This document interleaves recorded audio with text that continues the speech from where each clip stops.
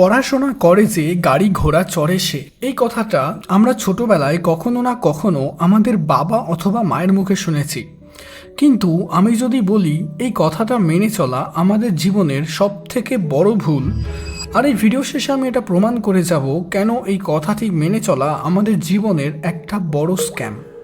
শুধু তাই নয়, বর্তমান দিনে আমরা এক্সাম পেপারে 95% মার্কস পাওয়াটাকেই জীবনের আলটিমেট গোল ও সাকসেস হিসেবে ধরে নিয়েছি।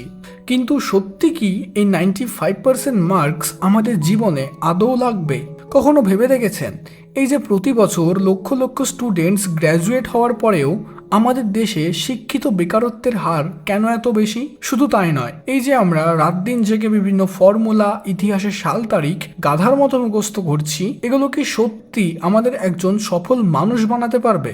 কখনো ভেবে দেখেছেন এই যে প্রতি বছর লক্ষ লক্ষ ছাত্রছাত্রী ইঞ্জিনিয়ারিং বা ডাক্তারি পড়ার জন্য নিজেদের জীবনের সব থেকে মূল্যবান সময়টা উৎসর্গ করে দিচ্ছে, দিন শেষে তাদের মধ্যে কতজন সত্যিই খুশি হয়? কতজনই বা তাদের স্বপ্নকে পূরণ করতে পারে? আর তার থেকেও চিন্তার বিষয় হলো, বর্তমান সময়ে আমরা এমন একটা সিস্টেমের মধ্যে দিয়ে বড় হচ্ছি যেখানে প্রশ্ন করার থেকে উত্তর মুখস্থ করাকে বেশি গুরুত্ব দেওয়া হয়ে থাকে, যেখানে কনসেপ্ট জানার থেকে সিলেবাস শেষ করাটা ও 95% মার্কস পাওয়াটাই বেশি জরুরি, যেখানে শেখার আনন্দের বদলে পরীক্ষার ভয় আমাদের তাড়া করে বেড়ায় প্রতিনিয়ত। আর সবশেষে একটি 30 থেকে 40 হাজার টাকার সরকারি চাকরি দিয়ে আমরা একটি ছেলে বা মেয়ে জীবনে সাকসেসফুল কিনা সেটাকে বিচার করি। আর এটাই হলো আমাদের ইন্ডিয়ান এডুকেশন সিস্টেম, যেখানে না আছে এডুকেশন, না আছে সিস্টেম।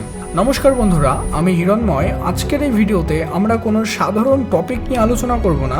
আজকের এই ভিডিওতে আমরা আলোচনা করব আমাদের দেশের শিক্ষা ব্যবস্থার সেই অন্ধকার দিকগুলো যা নিয়ে বড়রা কথা বলতে চান না আর ছাত্রছাত্রীরা ভয়ে মুখ খোলে না। আমরা আলোচনা করব সেই সিস্টেমকে নিয়ে যা আমাদের শেখায় কিভাবে প্রশ্ন মুখস্থ করতে হয়, কিন্তু শেখায় না কিভাবে প্রশ্ন করতে হয়। তবে চলুন শুরু করা যাক আজকের এই ভিডিওটিকে। अगर हमें शिक्षा को स्तर पे ले जाना है तो पहले बहुत ज़्यादा काम होना आवश्यक है शिक्षकों की training. Not about knowledge, mainly time वो सिर्फ सब्जेक्ट नॉलेज डिलीवर हो रही होती है, उसके अलावा बहुत कुछ है। मेरा बेटा इंजीनियर बनेगा। हैव लैब्स जिनके अंदर कंप्यूटर्स ही फंक्शनल नहीं है। मतलब इतने सारे कॉलेजेस हैं तो वो जो लाखों की फीस लेते हैं हर साल, that is just for the degree, it's not for skills. That a student is just getting a degree after paying 10 lakhs, 20 lakhs rupees to the college. Education का मीनिंग सिर्फ इतना रह चुका है जो मैं आज तक नोटिस करता है कि भाई एक अच्छी नौकरी मिल जाए, या फिर एक इवन मैंने से कई जगहों पर मैंने ये भी देखा है कि हमारे बेटे और बेटी की अच्छी शादी हो जाए, अच्छा रिश्ता मिल जाए।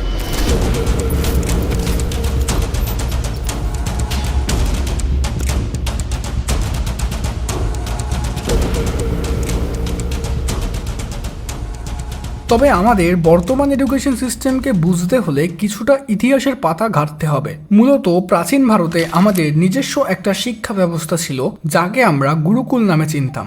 গুরুকুলে শিক্ষা শুধুমাত্র বইয়ের পাতায় সীমাবদ্ধ ছিল না, সেখানে ছাত্ররা গুরুর বাড়ি থেকে পড়াশোনা করত ও জীবনের পাঠ শিখত। সেখানে শুধুমাত্র পুঁথিগত বিদ্যা শেখানো হতো না, বরং ছাত্রদের অস্ত্রবিদ্যা থেকে শুরু করে শাস্ত্র, গণিত, জ্যোতির্বিদ্যার পাশাপাশি শেখানো হতো নীতিশিক্ষা, সেলফ ডিফেন্স, মানবিক এবং প্রকৃতির সাথে এক হয়ে বাঁচার কৌশল। সেখানে পরীক্ষার ভিত্তিতে নম্বর ছিল না, বা পরীক্ষার নম্বরের উপর ভিত্তি করে একজন স্টুডেন্টকে বিচার করা হতো না। এই শিক্ষার মূল লক্ষ্য ছিল একজন পূর্ণাঙ্গ মানুষ তৈরি করা, যে শুধু নিজের পেট চালাতে পারবে না, বরং সমাজকে সঠিকভাবে এগিয়ে নিয়ে যেতে পারবে। কিন্তু তারপর ছবিটা পাল্টে গেল। প্রায় 200 বছর ব্রিটিশ শাসনের পর আমাদের দেশের শিক্ষা ব্যবস্থার ডিএনএটাই পাল্টে দেওয়া হলো। প্রথম যখন 1835 সালে লর্ড মেকলে ব্রিটিশ পার্লামেন্টে তার বিখ্যাত মেকলে মিনিট পাশ করেন, তখন আমাদের শিক্ষা ব্যবস্থায় একটা বড়সড় ধাক্কা লাগে। লর্ড মেকলের উদ্দেশ্য খুবই স্পষ্ট ছিল। তিনি এই বিলের মাধ্যমে এমন একদল ভারতীয় তৈরি করতে চেয়েছিলেন যারা রক্তে বর্ণে ভারতীয় হবে, কিন্তু তাদের চিন্তা ভাবনা, রুচি হবে সম্পূর্ণ ইংরেজদের মতো। কারণ সেই সময় ব্রিটিশদের এই বিশাল সাম্রাজ্য চালানোর জন্য কেরানি, প্রশাসক এবং বিশ্বস্ত কর্মীর প্রয়োজন ছিল।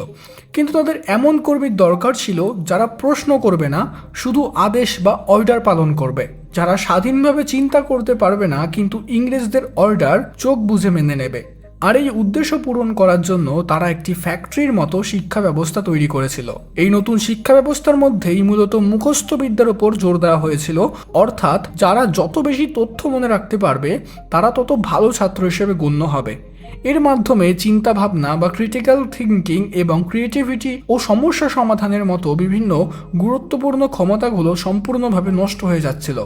এই শিক্ষা ব্যবস্থার মাধ্যমে গুরু শিষ্যের আত্মিক সম্পর্ক বদলে গিয়েছিল শিক্ষক ছাত্রের একটা প্রাতিষ্ঠানিক সম্পর্কে, যেখানে শিক্ষার উদ্দেশ্য হয়ে দাঁড়িয়েছিল ভালো নম্বর পেয়ে একটা ডিগ্রি অর্জন করা আর সেই ডিগ্রির সাহায্যে একটা চাকরি অর্থাৎ চাকরগিরি করা। কিন্তু সমস্যা হলো স্বাধীনতার ৭৫ বছর পরেও আমরা দুর্ভাগ্যবশত মেকলে তৈরি করা সেই রাস্তাতেই চলেছি। শুধু তাই নয়, আমরা সেই কেরানি তৈরির কারখানাকেই আরও বড় এবং আরও জটিল বানিয়েছি, যেখানে প্রাচীন গুরুকুল বা ভারতবর্ষের শিক্ষা ব্যবস্থার লক্ষ্য ছিল একজন পূর্ণাঙ্গ মানুষ তৈরি করা, আর বর্তমান এডুকেশন সিস্টেমের লক্ষ্য হয়ে দাঁড়িয়েছে একজন কর্মী বা এমপ্লয় তৈরি করা, যে শুধু অর্ডার শুনে কাজ করবে। আর এখানে আমাদের শিক্ষা ব্যবস্থার সবথেকে বড় ট্র্যাজেডি।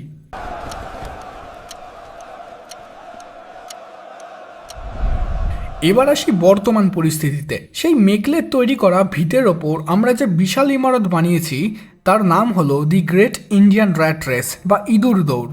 একবার ভাবুন, জন্মানোর পরেই একটা বাচ্চার মাথায় ঢুকিয়ে দেওয়া হয়ে থাকে তোমাকে ইঞ্জিনিয়ার বা ডাক্তার হতে হবে, এবং সেই মতো সেই বাচ্চাটার মা বাবা তাকে ছোটবেলা থেকে একজন ডাক্তার বা ইঞ্জিনিয়ার হওয়ার জন্য যা যা প্রয়োজন সেই সমস্ত কিছু দিতে থাকে। কিন্তু এখানে প্রশ্ন হচ্ছে, কেন এত এত প্রফেশন থাকার পরেও আমরা ডাক্তার ইঞ্জিনিয়ারকেই কেন বেছে নিলাম?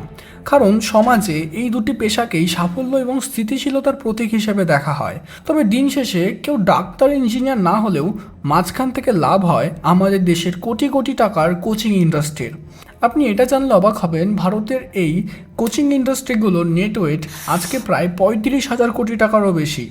এবং এই কোচিং ইন্ডাস্ট্রির সবথেকে বড় খারাপ দিকগুলি হলো এরা শহরের বড় বড় পোস্টারে হাসি মুখে থাকা টপারদের ছবি দেখিয়ে ছাত্রদের একটা মায়াবী স্বপ্ন বিক্রি করে। এরা ছাত্রদের প্রতিনিয়ত বলতে থাকে আইআইটি বা এইমসের চান্স পাওয়া মানেই জীবন সফল। আর এই স্বপ্নকে সত্যি করার জন্য শুরু হয় একটা ইঁদুর দৌড় বা র্যাট রেস। একটা সমীক্ষায় দেখা গেছে প্রায় প্রতি বছর ১২ থেকে ১৫ লক্ষ ছাত্রছাত্রী যেই মেইন পরীক্ষা দেয় মাত্র ২৩টি আইআইটির কয়েক হাজার সিটের জন্য। এছাড়াও প্রায় ২০ থেকে ২২ লক্ষ পরীক্ষার্থী নিট পরীক্ষা দেয় হাতে গোনা কিছু সরকারি মেডিকেল কলেজের জন্য। কিন্তু দুঃখের বিষয় হলো আলটিমেটলি এটা কোনো প্রতিযোগিতা নয়, এটা হলো একটা এলিমিনেশন প্রক্রিয়া। এখানে মেধার থেকে বেশি পরীক্ষা করা হয় একজন ছাত্রের চাপ সহ্য করার ক্ষমতা এবং মুখস্থ করার দক্ষতাকে। আর এই র্যাট রেসেরও বিভিন্ন মারাত্মক সাইড এফেক্ট আছে, যার প্রথমটা হচ্ছে মানসিক স্বাস্থ্যের অবক্ষয়। দিনের পর দিন ছাত্রদের ১৬ থেকে ১৮ ঘন্টা পড়া, সামাজিক জীবন থেকে বিচ্ছিন্ন হয়ে যাওয়া, বাবা মায়ের প্রচণ্ড চাপ এবং ব্যর্থতার ভয়, এই সব কিছু মিলে লক্ষ লক্ষ স্টুডেন্টদের শৈশব তাদের জীবন থেকে চলে যাচ্ছে। এবং এর ফলে ডিপ্রেশন, অ্যাংজাইটি ও দুর্ভাগ্যবশত ছাত্র আত্মহত্যার ঘটনা এখন প্রায় রোজকার খবর। এবং দ্বিতীয়ত 90 থেকে 95% ছাত্রছাত্রীর স্বপ্নভঙ্গ হচ্ছে। যেহেতু সিট বা গভর্নমেন্ট কলেজ খুবই সীমিত, তাই অধিকাংশ ছাত্রছাত্রী এই দৌড়ে হেরে যায় বা এলিমিনেট হয়ে যায়। যেই মেনে প্রায় 90%-এরও বেশি পরীক্ষার্থী তাদের পছন্দের আইআইটিতে সুযোগ পায় না, আর নিটের মতো এক্সামে এই সংখ্যাটা 90 থেকে 95%। আর এর ফলে তাদের আত্মবিশ্বাস চিরদিনের মতো ভেঙে যায় এবং তাদের মনে হতে শুরু করে তারা জীবনে একজন অসফল ব্যক্তি। আর যারাও বা এই র্যাট রেসে জিতে যায় তাদের অবস্থায় বা কী হয় জানেন? 4 বছর ইঞ্জিনিয়ারিং পড়ার পর তারা বুঝতে পারে যে জিনিসগুলি তারা পড়েছে তার বেশিরভাগেরই বাস্তব জগতে কোনো প্রয়োগ নেই।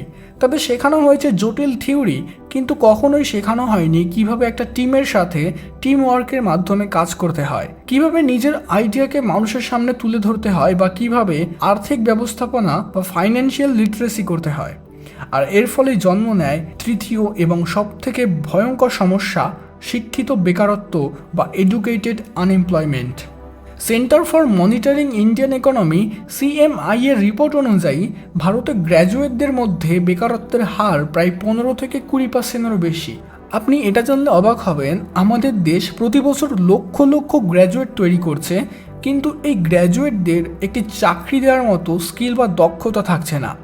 বিভিন্ন সমীক্ষায় দেখা গেছে ভারতের প্রায় 80% ইঞ্জিনিয়ারিং গ্র্যাজুয়েটদের চাকরি করার জন্য বেসিক স্কিলটুকুও নেই। অ্যাকচুয়ালি কোম্পানির প্রয়োজন হচ্ছে স্কিল্ড কর্মী, আর আমাদের কলেজগুলো দিচ্ছে শুধু ডিগ্রিধারী ছাত্র। আর এই বিশাল স্কিল গ্যাপের কারণেই একজন ইঞ্জিনিয়ারকে হয়তো ব্যাংকের চাকরি করতে হয়, বা একজন MBA ডিগ্রিধারীকে দিন শেষে সামান্য বেতনে কল সেন্টারে একটা 30 থেকে 40 হাজার টাকার মাইনে দিয়ে কাজ করতে হয়। এতক্ষণ আমরা শুধু সমস্যা নিয়ে কথা বললাম, কিন্তু শুধু সমস্যা চিহ্নিত করাটা আমাদের কাজের কথা নয়। আমাদের খুঁজতে হবে এই বড় সমস্যার সমাধান, অর্থাৎ কিভাবে আমরা এই অন্ধকার সুড়ঙ্গ থেকে বেরোতে পারবো। সবার প্রথমেই আমাদের সাকসেসের সংজ্ঞাকে বদলাতে হবে। আমাদের প্রত্যেক মা বাবা ও নিজেদেরকে বুঝতে হবে সাফল্য বা সাকসেস মানে শুধু ডাক্তার বা ইঞ্জিনিয়ার হওয়া নয়। একজন ভালো আর্টিস্ট, একজন দক্ষ শেফ, একজন সফল উদ্যোক্তা বা একজন সুখী কৃষকও জীবনে সুখী হতে পারে। আর জীবনে সুখী থাকাটাই হলো আসল সাফল্য বা সাকসেস। এবং দ্বিতীয়ত, আমাদের সবথেকে গুরুত্বপূর্ণ বিষয় বিকল্প পথের সন্ধান করতে হবে। ইঞ্জিনিয়ারিং বা মেডিসিন ছাড়াও জগতের হাজারো ক্যারিয়ার অপশন আছে, এই জিনিসটা আমাদের মাথায় ঢোকাতে হবে। Design, animation, data science, ethical hacking, digital marketing এবং কন্টেন্ট ক্রিয়েশনের মতো বিভিন্ন ফিল্ডেও প্রচুর সুযোগ রয়েছে, এটা আমাদের বুঝতে হবে। এবং সর্বোপরি আমাদের মার্কশিটকে আমাদের জীবনের আলটিমেট গোল বানালে চলবে না। আমাদের বুঝতে হবে যে ব্যর্থতা বা ফেইলিওর জীবনের একটা অংশ এবং এটা একটা শেখার সুযোগ করে দেয়। তবে আরও কিছু পরিবর্তন আছে যেগুলো আমাদেরকে সবাইকে একসাথে মিলে করতে হবে, যার প্রথম পদক্ষেপটা হলো শিক্ষা পদ্ধতির বদল। আমাদের মুখস্থ নির্ভর শিক্ষা ব্যবস্থা বদলে প্রজেক্ট বেস এবং এক্সপেরিমেন্টাল লার্নিং মডেলে যেতে হবে, যেখানে ছাত্ররা হাতে কলমে কাজ করে শিখবে। যেমন কোনো সমস্যা সমাধান করার জন্য দলগতভাবে একটি প্রজেক্ট তৈরি করা বা বাস্তব পরিস্থিতি থেকে বিভিন্ন জিনিস শেখা। সবথেকে গুরুত্বপূর্ণ সেটা হলো পরীক্ষা পদ্ধতির বদল করতে হবে। বছরের শেষে হওয়া একটিমাত্র পরীক্ষার উপর ভিত্তি করে ছাত্রকে বিচার করা বন্ধ করতে হবে আমাদের ইমিডিয়েটলি। আর তার বদলে আমাদের চালু করতে হবে সারা বছর ধরে কন্টিনিউয়াস অ্যাসেসমেন্ট, যেখানে স্টুডেন্টের ক্লাস অ্যাটেন্ডেন্স এবং ক্রিটিক্যাল থিঙ্কিংয়ের ওপর বিভিন্নভাবে নম্বর দেওয়া হবে। তবে এই পরিবর্তনগুলো একদিনে কখনোই আসবে না, এর জন্য দীর্ঘ লড়াইয়ের প্রয়োজন। কিন্তু এই লড়াইটা শুরু করাটাই সবথেকে বেশি জরুরি। এবং সবার শেষে কনক্লিউশন হিসেবে আমরা এটা বলবো, এই সিস্টেমটা হলো একটা বিশাল জাহাজ, আর তাকে ঘোরানোর জন্য আমাদের সকলকে মিলে হাত ধরতে হবে। একজন ছাত্র হিসেবে আমাদের উচিত প্রতিটি পরিস্থিতিতে নিজের প্রতি বিশ্বাস রাখা, একজন অভিভাবক হিসেবে আমাদের উচিত সন্তানের উপর বিশ্বাস রাখা, আর একজন সচেতন নাগরিক হিসেবে আমাদের উচিত এই ত্রুটিপূর্ণ ব্যবস্থার বিরুদ্ধে আওয়াজ তোলা। আমাদের বুঝতে হবে শিক্ষা কোনো রেস বা প্রতিযোগিতা নয়, কারণ শিক্ষার আসল উদ্দেশ্য নম্বর বা ডিগ্রি অর্জন করা নয়, বরং শিক্ষার আসল উদ্দেশ্য হলো একজন চিন্তাশীল, সংবেদনশীল, একজন উন্নত মানুষ তৈরি করা।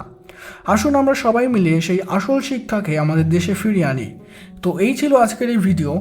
আজকের এই আলোচনা যদি আপনার ভালো লেগে থাকে তবে অবশ্যই ভিডিওটিকে লাইক করুন, এবং আপনার কি মনে হয় বা আপনার মতামত অবশ্যই কমেন্ট সেকশনে জানান, ও এই জরুরি আলোচনাটিকে আপনার বন্ধু বা প্রিয়জনদের কাছে অবশ্যই শেয়ার করুন। ধন্যবাদ।